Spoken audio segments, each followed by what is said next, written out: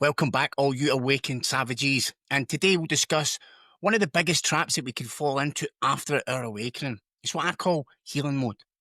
Now, you ever met a guy who says all the right things, right? He's read the books, done the breath work, goes to the men's circles, meditates twice a day, can quote Rumi, Goggins, and everything else, right? But see, when real life hits, right, conflict with his partner, stress from work, child meltdown, he folds, he checks out, or worse, he'll spiritualize his way out of accountability.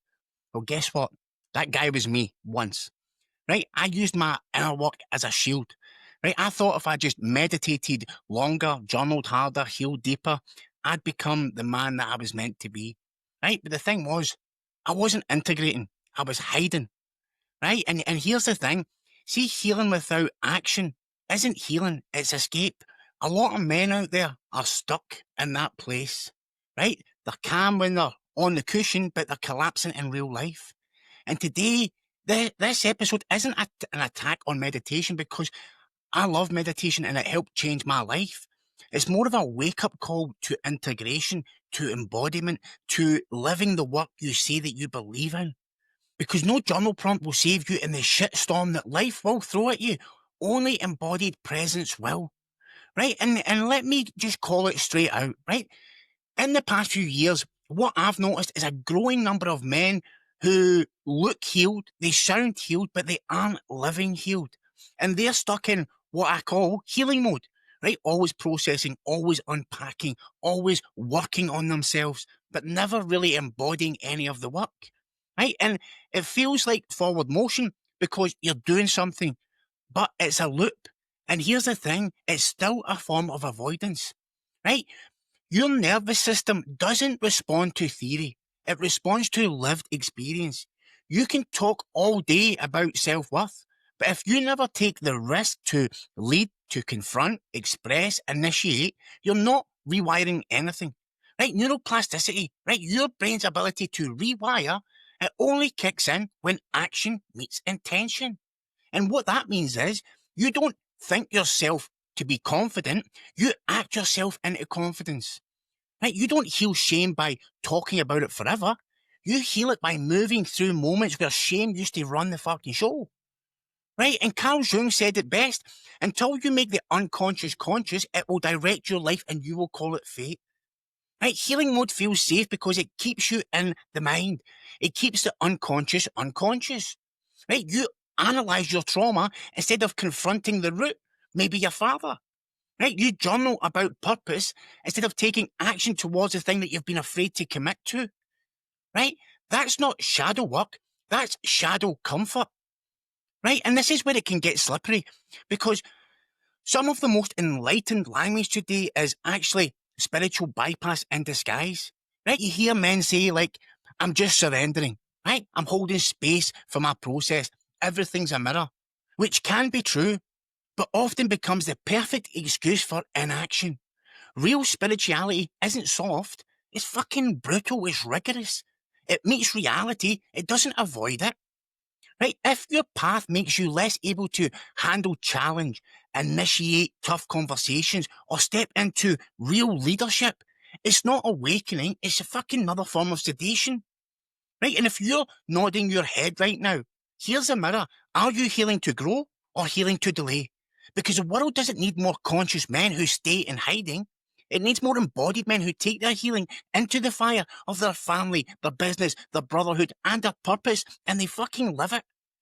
Right? And if you're ready to see where your energy is actually bleeding, let's go there now. Right? Because if you've been watching me for long enough, you will think I sound like a broken record player when I say this, right? And I will continue to say it until you get it. You are not broken, but your energy is bleeding. And it's not because you're lazy, you're weak, or you're undisciplined. It's because you've been trying to heal in isolation, without structure, without pressure, and without integration. Right? So when the nervous system is overloaded with unprocessed stress, the body defaults into survival loops, right? Fight, flight, or freeze. And most men stuck in healing mode, they live in the freeze pattern, right? You retreat, you meditate, you process. But biologically, your body's running a program. Stay still, stay safe, don't engage. And over time, this creates a psychological loop. Cortisol spikes, followed by energy crashes, dopamine dysregulation, making joy feel distant, nervous system dysregulation, making decision-making feel unsafe, and testosterone suppression, especially from emotional suppression. So you're not just tired, you're chemically in retreat, right? If you're feeling stuck, heavy, unmotivated, don't ask what you're doing, ask why. Right? And a lot of healing practices, they start with good intent, right? But they end up leaking your power because they're not anchored in movement, action, or alignment, right? And let's look at some of the most common leaks. And the first one is emotional holding, right? You feel everything, right? You become aware of childhood wounds, right? Your mother complex, your inner critic, right? That's great. But now you store it, right? You catalogue your triggers like fucking trophies, right? You relive pain loops, revisiting old stories like they're sacred texts without ever closing the loop, right? Awareness becomes a weight when it isn't transmuted into action, right? Emotions are energy, and energy is meant to move, not to be filed away some like old journals, right? And somatic science shows us that trapped emotions become muscular tension, right? Nervous system dysregulation, and even in worst case scenarios, chronic illness. You don't need to feel more. You need to move differently. Breathe with it, sound it, sweat it, say it, move it through, right? And the second one, reflection without risk, right? You journal, you meditate, you do shadow work, breath work, you have insight after insight, but there's no edge, there's no friction, you've got no skin in the game, right? See, reflection without risk, it becomes emotional comfort food, right? Your biology is designed to learn through tension, right? Neuroplasticity, right? That the brain's capacity to rewire, which is amazing, that happens fastest under challenge, not comfort. Right? If you're not initiating discomfort, right? Physical, relational, creative, you're not rewiring, you're looping, right? The masculine doesn't awake through ease, it awakes through tension met with breath. So ask yourself, right? When was the last time I chose something that scared the shit out of me on purpose? Right? Leak number 3, that's that sacred postponement. And this is one of the most insidious, right? You turn healing into a pause button. You convince yourself you need more clarity, more sessions, just one more ceremony. But see, often that's just fear in spiritual clothing. You're not protecting your process, you're avoiding your edge, right? And biologically, fear activates the amygdala, right? That's a part of your brain wired for survival. And it just whispers, right? Not yet, right? What if you fail? Who am I to X, Y, or Z? And so you stay on the sidelines, waiting and waiting. But see, legacy isn't built on perfect timing. It's built on movement, right? Way before you're fucking ready, right? And the last one, the fragmented identity, right? You're calm and grounded in your men's group, right? You're centered when it's safe. But see, when you're at home, under pressure, around your kids, your wife, you shift, you contract, you become someone else. This is the hidden cost of fragmentation, right? You can't build a legacy with fucking split wiring. Congruence is power. Integrity is coherence. Your nervous system craves alignment. That means one man, one tone, one truth across every single fucking room, right? Not performance, not perfection, just present, right? And let me be clear, right? Healing is sacred. Yes, it's amazing and it should be done, but it's not the destination. The destination is embodied leadership, living your work when it truly matters. That could be on the phone to your ex, right? In the boardroom, under pressure, when your kid's fucking going off the Richter scale at bedtime, right? When the business is failing and your faith is super thin, right? That's where the real ceremony begins. That's where your power either leaks or it locks in, right? And it's time to reclaim it, right? And I'll give you an example because, as I said, I'm not perfect. I go through all this shit and I'm still learning every single day, okay? And I remember, I don't know how long ago, it was maybe a year or two ago, right? And it was one night through the week. I don't remember the exact evening, right? But I was in my living room, okay? And my son was fucking just acting out again, restless, frustrated, and unable to express himself. Now, back then, we didn't know he had autism, right? We didn't have a diagnosis yet, right? So we were just we were learning, we were surviving. I was just trying to be the best dad, but I was tired, I was frustrated, and I was just worn thin for trying to hold shit together. So I asked him to stop, right? Then I told him to stop, right? And he didn't. In a split second of pressure, helplessness, I just lost it, right? I screamed at the top of my voice, right? It was so loud. And it's, right after it, there was silence. And I just looked at him and he'd froze and he just looked at me, right? Not with fear of punishment, but it was like betrayal, right? His eyes were just like it was so sad. His body shook, he flinched. And seeing that instant when I just looked at him, right? It broke me because I just looked at his face, the look that he had, and see that look on him. It's burned into my memory like a scar. Right? He wasn't trying to be bad. He wasn't ignoring me. He was overwhelmed. And then I just added more shit to his storm. And as soon as he ran upstairs, I followed him, right? I went up to his room. I held him, right? There was tears in my eyes. I hugged him tight. I apologized to him. And I told him that I was wrong, that I loved him and that daddy messed up. And he just turned around and he looked at me with the same eyes and this very kind of soft voice. He said, "It's okay, daddy." Right? And even now, I feel super emotional thinking about it because it wasn't okay, right? It wasn't. Because what cracked that night wasn't just my composure. It was the illusion.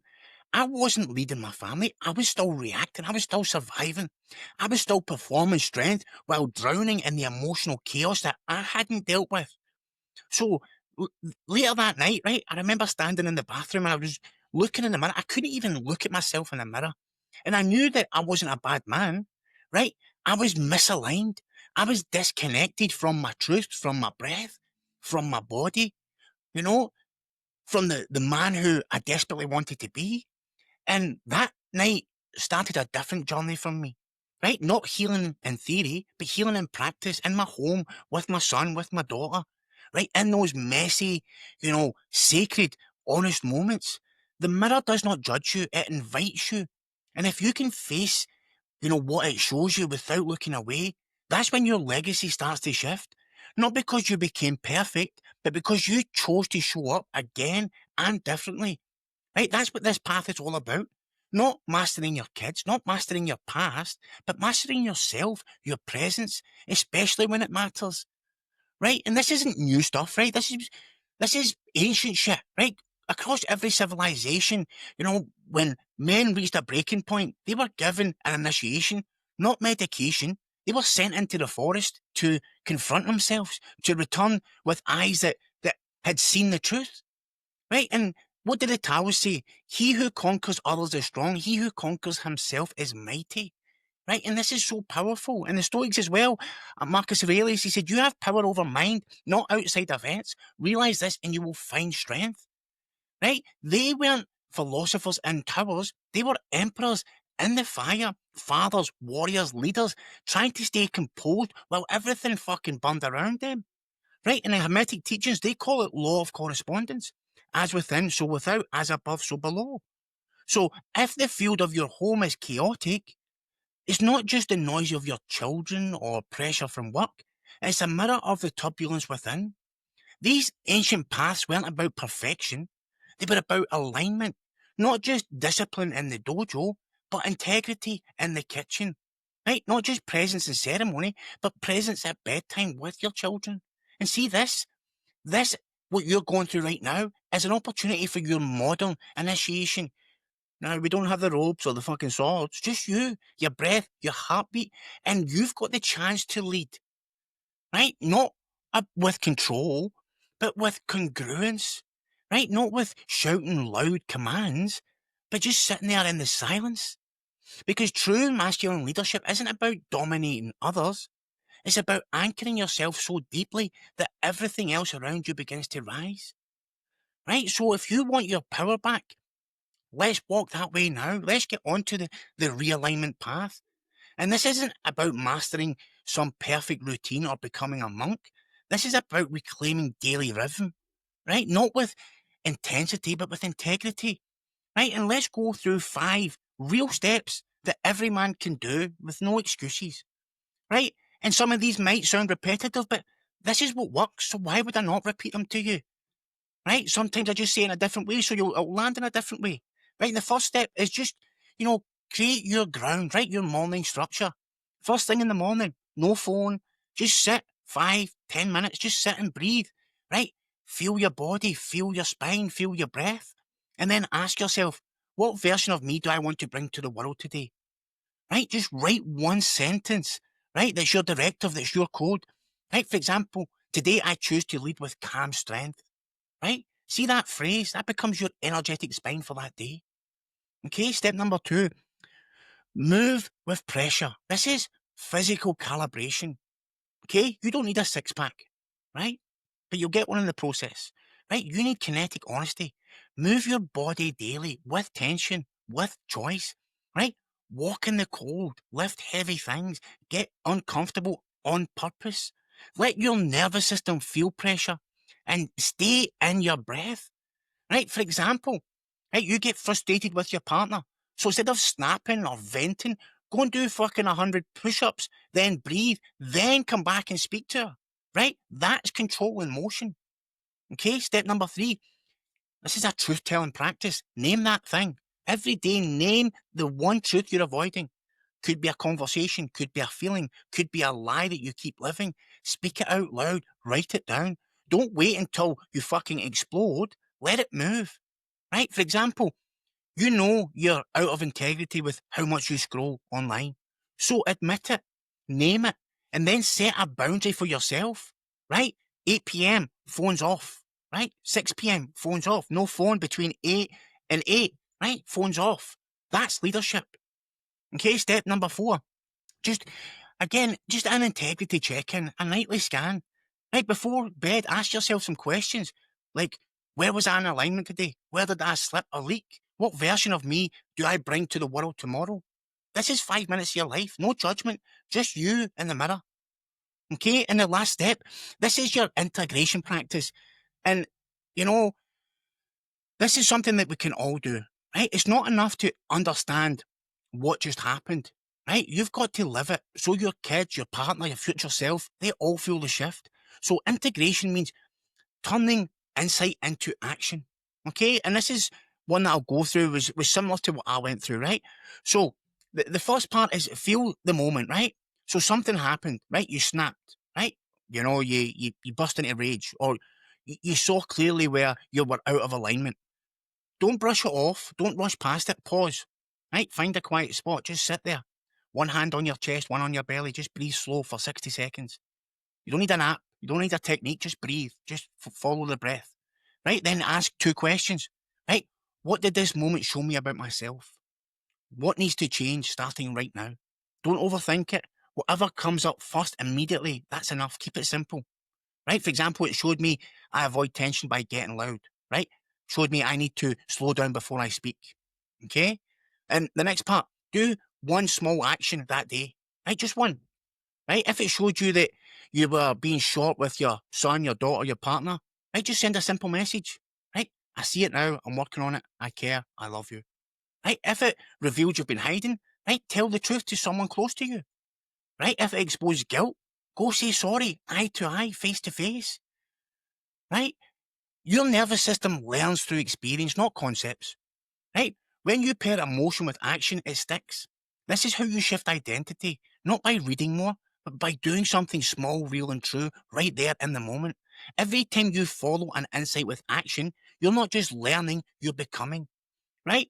And I'll give you a real life scenario, right? And this is, as I said, similar to what I had to go through myself, right? So you've had a long day, you came home from work, stress is high, you come home, your 8-year-old son is refusing to do his homework. You tell him once, you tell him twice, and boom, you snap. You raise your voice. He shuts down. You see his face. You feel guilty, right? Guilt rolls in, right? You've been here before.